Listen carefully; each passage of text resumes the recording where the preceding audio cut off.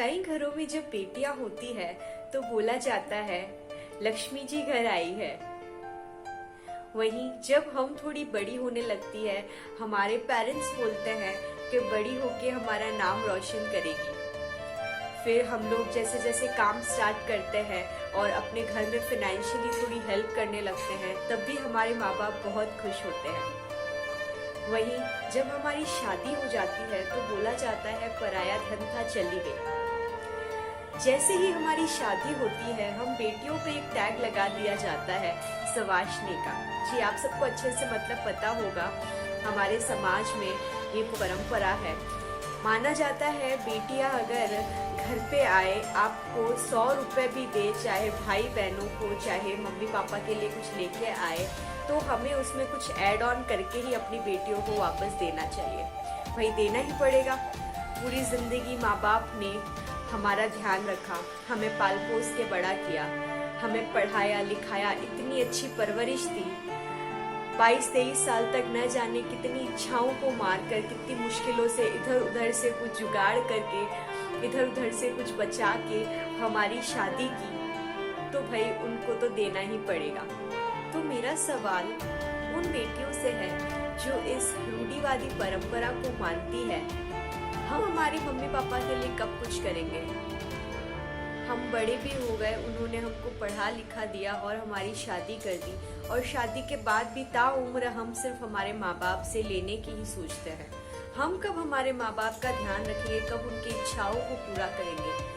क्यों सिर्फ एक दूध का कर्ज पूरा करने के लिए भाइयों को माना जाता है? क्यों हमने हमारी माँ का दूध नहीं पिया? क्या हमें हमारे पेरेंट्स ने वो परवरिश नहीं दी जो हमारे भाइयों को मिली है? कितने अफसोस की बात है ना। जब भी कोई फेस्टिवल आता है हमारे पेरेंट्स खुश होने की बजाय इस टेंशन में ज्यादा होते हैं कि बेटी जवाई घर आएंगे, उनको क्या देंगे। मैं यहाँ क्लियर कर दूं, मैं उन फैमिलीज की बात कर रही हूँ जो कि फाइनेंशियली स्टेबल नहीं है। भाई बेटी के घर मिठाई भी भिजवानी है, चलो इस बार एक साड़ी नहीं लूंगी दिवाली पर, थोड़े रुपए बच जाएंगे। फिर बेटी के ससुराल वाले आएंगे, उनको भी तो लिफाफे होंगे। हर समय हर बार बस यही बात। क्यों? मैं कितनी बेटियों को देखती हूँ जो कि ये दावा करती है कि वो इस मॉडर्न जमाने की है। शादी होते ही घर में सूट पहनना है, ससुराल में सूट पहनना है, मन चाहे जब उठना है, मन चाहे जब बाहर जाना है, बाहर का खाना है, मन आएगा तो काम करूंगी वरना नहीं करूंगी, घर में एक काम वाली रखूं।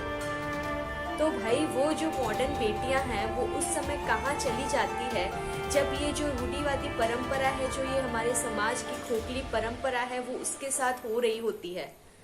क्यों वो उस परंपरा का बढ़ चढ़ के हिस्सा लेती है जिसका ना ही कोई सार है, ना ही कोई लेख किसी बुक में? ये परंपरा कहाँ से आई, क्यों हुआ, कहीं कुछ भी नहीं है। तो क्यों वो उस परंपरा का बढ़ चढ़ के हिस्सा लेती है? कितने अफसोस की बात है ना। हमारे पेरेंट्स जिन्होंने हमको इतना बड़ा किया, हमारी आधी उम्र जहाँ हमारे पीहर में बीती, वही पेरेंट्स हमसे रुपए लेने में हिचकिचाते हैं। क्यों? बस इसलिए क्योंकि उनको पता है जितने रुपए बेटी हमें देगी हमें उससे कुछ ऐड करके ही देना पड़ेगा, और हमारी इतनी हैसियत तो नहीं कि वो अगर 10,000 दे तो हम उसे 11,000 दें। मैं आपको एक बात बता दूं, हमारे मम्मी पापा के 500, 100, 200 देने से कुछ नहीं फर्क पड़ेगा, लेकिन वही पूरे साल जो वो 200, 500, 1000 कर करके हमको जो रुपए देते हैं ना, उनसे उनको बहुत फर्क पड़ सकता है। शायद उनके पूरा साल का खर्चा उन रुपए में निकल सकता है, लेकिन फिर भी नहीं। बेटियां हैं, समाज क्या बोलेगा, ससुराल वाले क्या बोलेंगे, बेटी आई है, बेटी को तो कुछ देना ही पड़ेगा।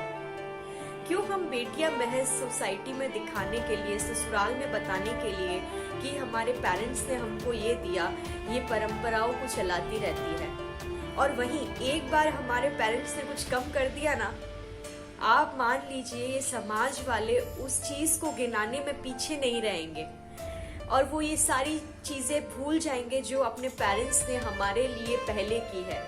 चाहे वो खुद वो चीज करते हो या नहीं करते, लेकिन सुनाएंगे जरूर। क्यों हम हर बार यही आस रखते हैं कि जब भी हम हमारे पीहर जाएं तो हमें हमारे मम्मी पापा या हमारा भाई हमको कुछ दे? क्यों हम चंद रुपए के लिए, जो कि शायद हमारे लिए ज्यादा बोल सकते हैं, कुछ हेल्प नहीं करेंगे? क्योंकि मम्मी पापा के तो प्यार से दिए हुए 100 रुपए भी बहुत अनमोल होते हैं। ये चीज मुझे पता है और मेरी जैसी सारी बेटियों को पता होगा जो भी इस चीज से रिलेट करती है। तो फिर क्यों हम लोग ये आस रखते हैं कि हमारे मम्मी पापा हमको कुछ ना कुछ देंगे, हम जितना देंगे हमें उसमें ऐड करके ही मिलना चाहिए भाई, उससे 1 रुपए कम नहीं चाहिए। हमने अगर 50,000 लगाए हैं कहीं तो हमें तो 51,000 का ही लिफाफा चाहिए, वरना सोसाइटी क्या बोलेगी भाई, मेरे ससुराल वाले क्या बोलेंगे? क्यों है ऐसा? मेरी उन सभी बेटियों से हाथ जोड़ के निवेदन है, जो भी मुझे सुन रही है, जो भी मुझे देख रही है, हम कब हमारे पेरेंट्स के लिए कुछ करेंगे? ये जिंदगी बहुत बहुत छोटी है। दिन के साथ जैसे जैसे हम बड़े हो रहे हैं, हमारे पेरेंट्स भी बड़े हो रहे हैं, वो भी बूढ़े हो रहे हैं। हम कब उनके लिए कुछ करेंगे? क्यों सिर्फ बेटों को ही करने के लिए माँ बाप के लिए हर बार माना जाता है? क्यों सिर्फ जब हॉस्पिटल में अपने मम्मी पापा होते हैं तो हॉस्पिटल का बिल भरने के लिए सिर्फ भाइयों को ही जिम्मेदार माना जाता है? तब हम बेटियां कहाँ जाती है?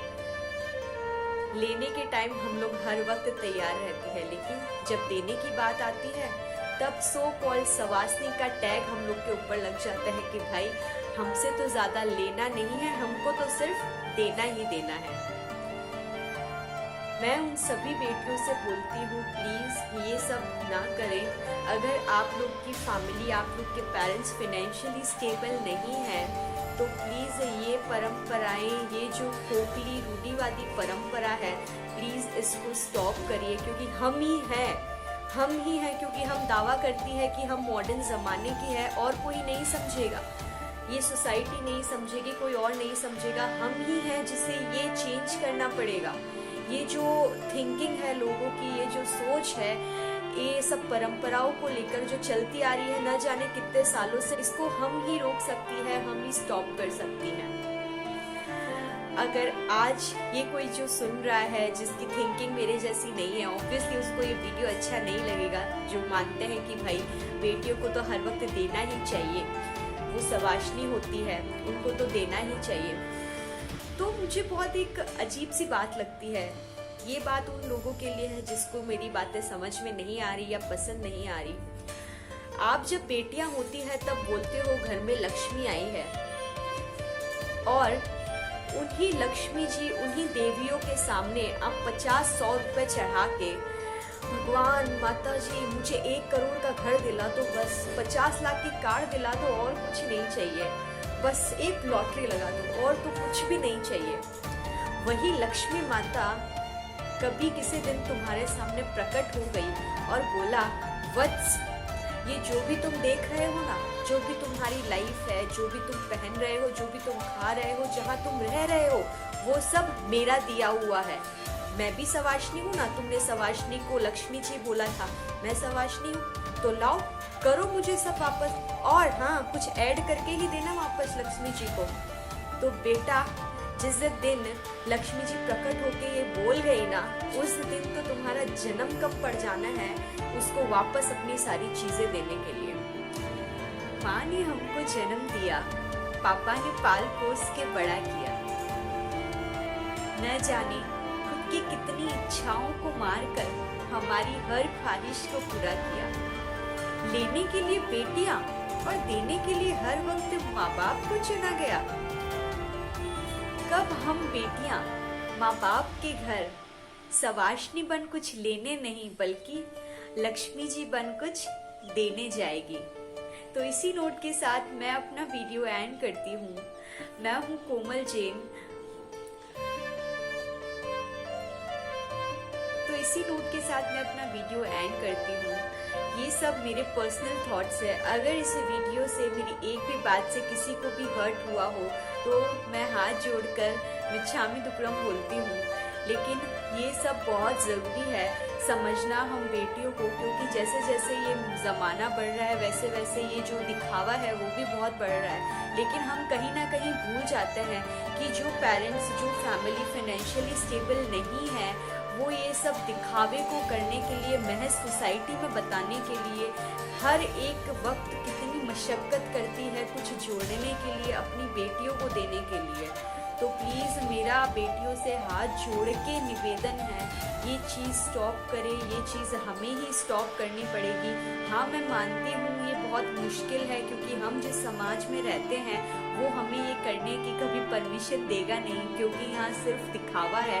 लेकिन फिर भी अगर हम कोशिश कर सकते हैं तो हम क्या नहीं पा सकते, कोशिश करके तो देखें एटलीस्ट, है ना। तो चलिए, मिलती हूँ मैं अपनी नेक्स्ट वीडियो में।